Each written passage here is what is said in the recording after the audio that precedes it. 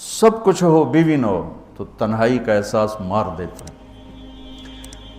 اس سے ایک اور مطلب نکلتا ہے کہ لباس کے بغیر ایک لمحہ گزارا نہیں۔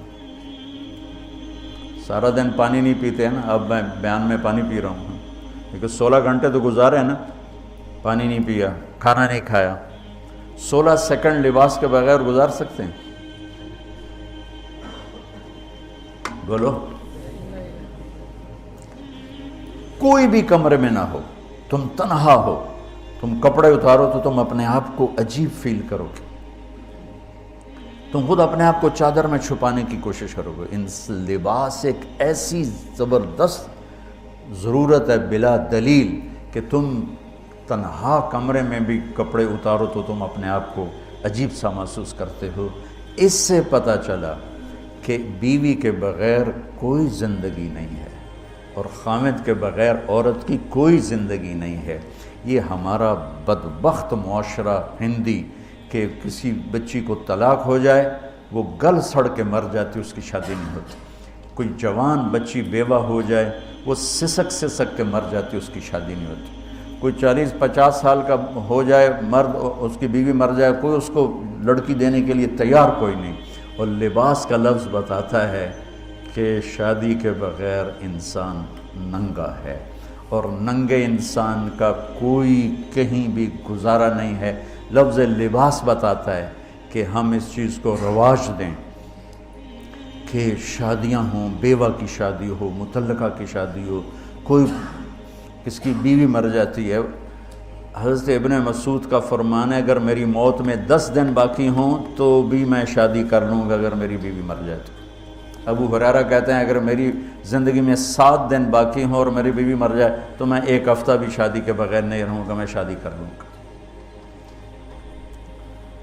تو ہم ایک ہندی معاشرے سے متاثر ہیں جہاں بیوہ کی کوئی سنوائی نہیں، مطلقہ کی کوئی سنوائی نہیں، اور کوئی جوان بھی 2-4 بچے ہیں اور بیوی مر جائے تو اس کی کوئی شادی نہیں ہے، وہ سسک سسک کے وہ بلک بلک کے زندگی گزارتے ہیں۔ ہم لوگ اس کو رواج دیں۔ لباس، لفظ لباس بتا رہا ہے کہ جیسے لباس کے بغیر ایک لمحہ آدمی چین سے نہیں بیٹھ سکتا، ایسے ہی اس رشتے کے بغیر زندگی میں کوئی خوبصورتی نہیں، کوئی حسن نہیں۔ میں نے جیسے کہا لباس سب سے قریب ہے، تو اس کے بعد بیوی کا حق سب سے پہلے آ جاتا ہے۔ ماں باپ کی طرف سے زیادتی آئے تو تمہارے ذمہ ہے اپنی بیوی کو بچاؤ، اللہ کے واسطے اپنی بیویوں کی حفاظت کرو۔ ہاں تمہاری بیوی کی طرف سے زیادتی آئے تو اللہ کے واسطے ماں باپ کی حفاظت کرو۔ تو اس کا مطلب یہ نہیں کہ تم ڈنڈا اٹھا لو، اپنے اخلاق ایسے بناؤ، سپرنگ بن جاؤ، سپرنگ جو فریشر سے کو قبول کر کے دب کر کے نیچے چلا جاتا ہے۔ نیچے جانے میں جڑ جانے کا نظام چھپا ہوا ہے کہ جھک جاؤ، ماں باپ ناراض ہو ان کے پاؤں پکڑ لو، بیوی ناراض ہو اس کے پاؤں پکڑ لو۔ ذلت میں عزت چھپی ہوئی ہے، ساری زندگی کا تجربہ بتا رہا ہوں۔ ذلت، اللہ کی رضا کے لیے ذلت اٹھانے میں عزت چھپی ہوئی ہے۔ ہن لباس لکم، کتنا ہی مجھے غصہ چڑھا ہو میں اپنے کپڑے پھاڑوں گا، مجھے غصہ آ گیا میں نے اپنے کرتے پھاڑنے جو کسی یہ پاگل تو کرے گا، سمجھدار دوئے دا کرتا پاڑے گا، اپنا نہیں پاڑے گا۔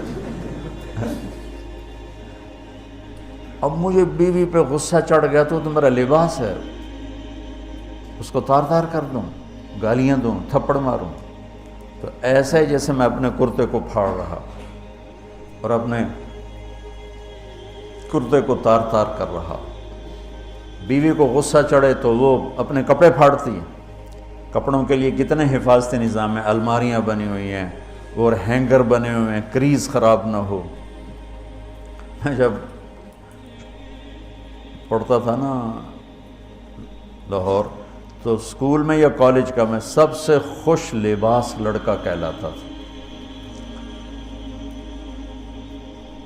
کہ میں اپنی اسکول سے آ کر نا، اب ہاسٹل میں کوئی استریاں تو ہیں نہیں، نہ ہی کوئی نوکر، تو اپنی پتلون کو ایسے ہاتھوں سے استری کرنا اور کر کے پھر تہہ لگانا، پھر سرانے کے نیچے رکھنا، پھر اس کے اوپر سونا تاکہ